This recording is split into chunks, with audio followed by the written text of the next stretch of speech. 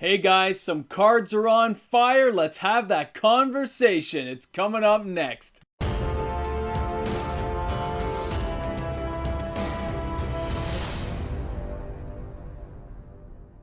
Hey guys, welcome back. MTG Moxman here. And if you finally found me somewhere out there in YouTube, well, thanks a lot for taking the time to check out my content today. I really hope you guys enjoy it. We are having a nice, awesome reserve list discussion. Can you believe this?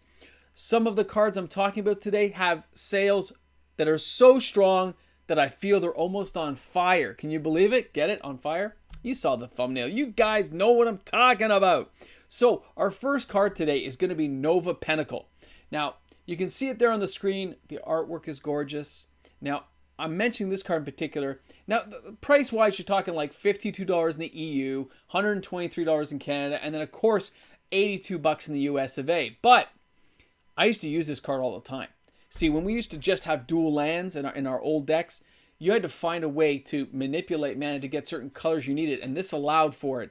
You could tap for mana of any color, tap it, and then your next spell, basically it's costing 4 more, but it could be of any mana type. So it didn't matter what you did, you could just cast what you needed to cast. So for us who were using like Ball Lightnings, Bloodlusted, Forked, Berserked, that kind of stuff, or Time Walk, Fork, and you couldn't get enough red, you may have to pay a little extra. But with the mana supply we had back then, with the cards you could do crazy stuff with, we made it work, okay? And this is one of the cards that helped get us there. The price is still fairly reasonable for this card. I do have a copy myself. It's beat up. And it's funny, I never bought extras of it, probably because I didn't think I needed more than one.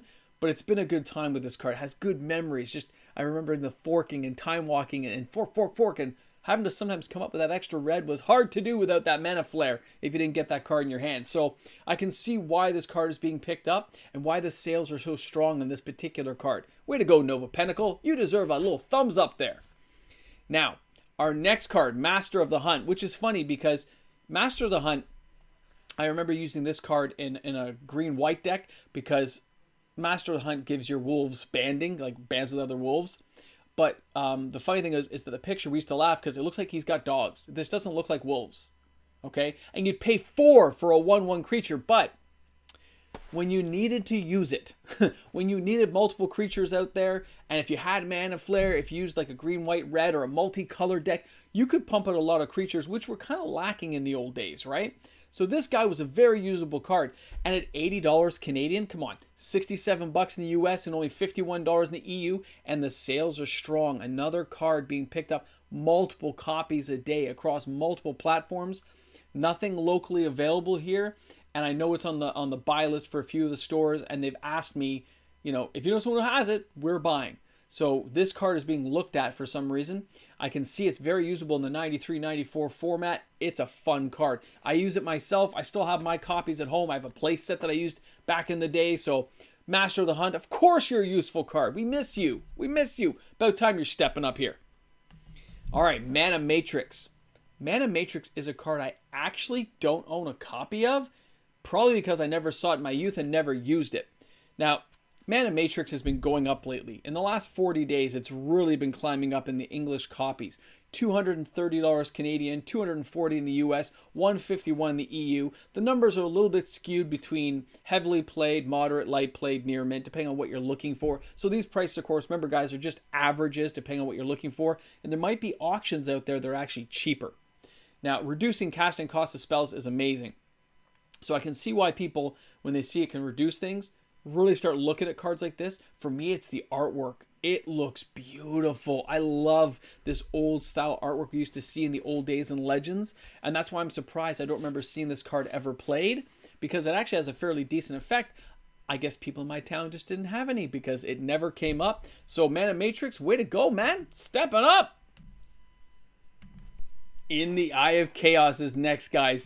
Okay, this card was used against me so much when I was a teenager. It just drive me insane. I didn't have this card, okay? We were only allowed to get like 3 packs of Legends when I was growing up. Like, it was a small town and they only got 1 box in, so it was limited to 3 so more people could buy the packs. I didn't get this card. I had a Time Walking deck with like Time Walk, Fork. This thing was a 1 blue, 2 casting cost, and it countered instants and interrupts. And I look at it now and I go, because it was used against me so often. And I would complain, like, my playgroup, I'm like, come on, man, why are you You keep time walking. We're going to stop you now. So that's when I started putting mana flares in, stuff to counteract how much mana it cost me to cast against this thing. It was crazy. This card has always been good. It has always been under-recognized for the awesomeness it is, okay? In the Eye of Chaos is going to go to $1,000, I have no doubt. The sales are through the roof. It keeps creeping up every time I look at it in the last little while. So it's going there. Now, the average prices, you're looking at $400 in Canada now. That's a lot, but it's going higher. $238 in the EU, it's going to go higher. And $349 in the US, yes, it's going to go higher. The sales aren't just strong. They're on fire. That's why I put the thumbnail like on fire. These cards, everyone I'm showing you today, the sales are very strong. They're going to continue to grow. It is definitely something to keep your eye on, either if you have copies of this card or you want to get some profit out now while you have the opportunity. This is the time where you're like, wow, the card is really moving. People are buying this copy up. So keep an eye out, because the Eye of Chaos, you are a winner, man. I didn't like you as a teenager, but I respect you now. Counter me so many times. Our next card up is going to be Willow Satyr. Now, the Willow Satyr, I used to use this as a kid. I still have my copy now. I think I have a playset of 4. I know you don't reuse it that much now, but it was amazing because taking legendary creatures was always crazy to do. You always wanted to take away people's stuff. We used to use this in conjunction with, I use it with Caracas. So if they killed my Willow Satyr, I'd be popping up Caracas there to like send their creature back so I could find a way to get my Willow guy back. Because people would be like very disrespectful to me. And there was a card called like Zap or something. I think it was Ice Age. And it was like a 1-point card you would use and you got to draw a card. They're like, that card's not even worthy of bolting. I'm just going to zap it for 1 point. You're like, seriously? You killed it again? But it was so much fun to use that I can understand why people really seek it out. The last time we looked, I believe this card was like $100 in the US. Well, now we're looking at like $200 in the US, $143 in the EU, and $240 in Canada. That's a lot of bread. And this card is going to go up because in EDH and in Commander, where you can take legendary things and you see so many legendary creatures now, this card is like, it's a godsend. It's a not the godsend equipment, but it's a godsend card to have in your deck if you're using green, just to give them something to think about, just something to annoy them, right?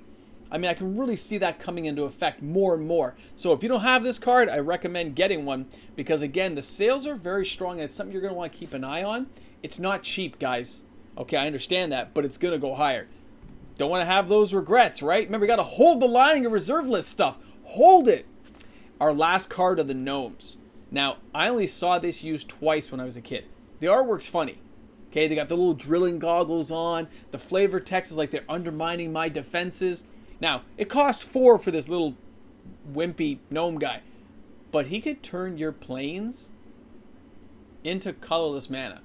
And that's what I saw happen. Like, these guys were playing a best 2 out of 3. I was not playing, I was watching. And this guy had some form of red deck with like goblins and stuff in it. And I think he had the one that blew up all your planes. And he played against a white deck, a white weenie deck like Savannah Lions, Crusades, right? Holy Armors, Holy Strength. And these two are going at it. And the red guy lost a couple times in a row, just the sheer speed. But the one game he put gnomes in. He got the gnomes in. He started flipping the guy's lands. And by partway through the game, he was trying to hold him off all these small goblins and stuff. Mons, Goblin, Raiders, and like Orcs. And next thing you know, the guy couldn't cast anything. His hand starts building because he can't cast. I think the red guy even had a Chaos Orb. He blew a couple land. It was fun to see, but it's the only time I really saw it used. Now, the prices here are not bad. It's still under like $50 to buy it right now, guys. This card is one of those quirky cards you're going to see gain value for the artwork, the nostalgia of it. So again, you know, $39 in Canada, $27 in the US, $32 in the EU. This is still a pretty reachable card for most people looking for reserve list cards. So I'd recommend getting one if you don't have a gnome yet for your collection, because it's a gnome. You got to take a gnome home sometimes. It's not like a garden gnome, but you know, you can pretend it is. And he'll undermine your lawn, okay? He'll protect you. So guys, the gnome's underpriced right now. It might be something to grab onto and, you know, and think about, right? Now, guys, I want to thank you so much for tuning in today. Hope you made this far in the video. And if you did, we're going to say shop smart, shop S smart. That way I know you watched right to the end of the video and everyone else can feel guilty who didn't watch all the way. Like those guys using the Eye of Chaos on me. They should have felt guilty for what they did. But definitely, guys, these cards are on fire. They're definitely something to think about if you haven't got one already. Have a great day. This is MTG Moxman. Looking forward to seeing you guys tomorrow. Have a great one. Hey guys, happy Friday to all my patrons out there. You guys are rocking, man. We're coming up to a new month. Looking forward to the giveaway this weekend on Sunday. Hope you guys are going to make it. But if you're not, don't worry. I will contact you if you're the winner.